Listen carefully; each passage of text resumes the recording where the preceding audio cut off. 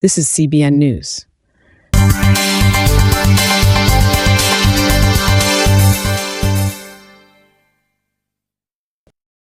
According to Ukrainian authorities, the death toll from a Russian missile attack on Ukraine's port city of Odesa rose from 7 to 8, with at least 30 others wounded. President Zelensky has described the situation in Odesa as harsh and accused Russia of trying to block Kyiv's access to the Black Sea.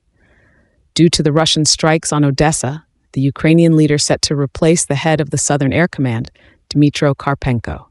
The Russian forces has attacked the nearby port of Pivdeny on Saturday, hitting several reservoirs.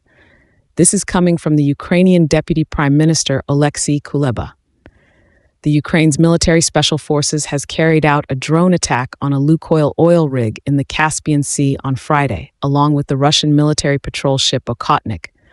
According to the military, the Filanovsky oil rig, which had been targeted twice this month, was also damaged in the strike.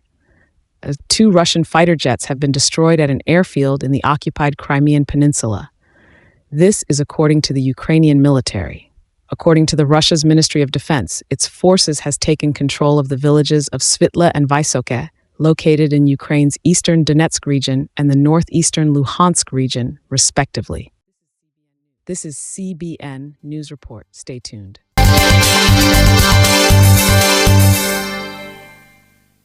The United States has proposed a new format for talks with Russia, comprised of 3-way talks at the level of national security advisors from Ukraine, Russia, and the U.S. This is coming from the Ukrainian President Volodymyr Zelensky. The Ukrainian leader expressed skepticism that the talks would result in anything new, but added that he believes that U.S.-led talks have the best chance of success. He furthered that he would support trilateral discussions if they led to progress in areas such as prisoner swaps or a meeting of national leaders. If such a meeting could be held now to allow for swaps of prisoners of war, or if a meeting of national security advisors achieves agreement on a leaders' meeting, I cannot be opposed. We would support such a U.S. proposal.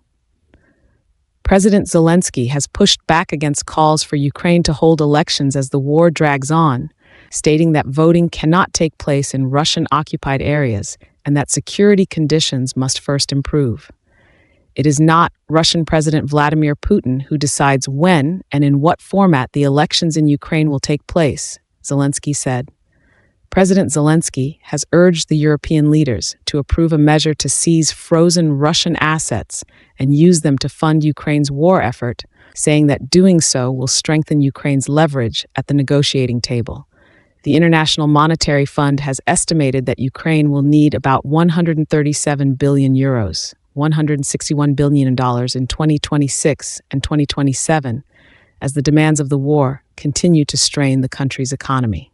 Russian Special Envoy Kirill Dmitriev held talks with his U.S. counterpart, Steve Witkoff, and U.S. President Donald Trump's son-in-law, Jared Kushner, in the city of Miami.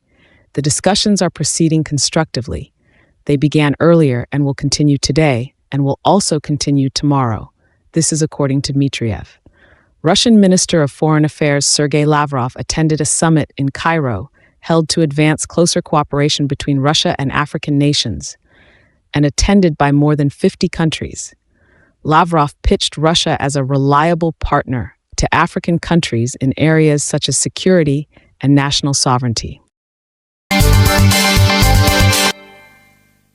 This is CBN News Report in brief. Thank you for watching and stay tuned.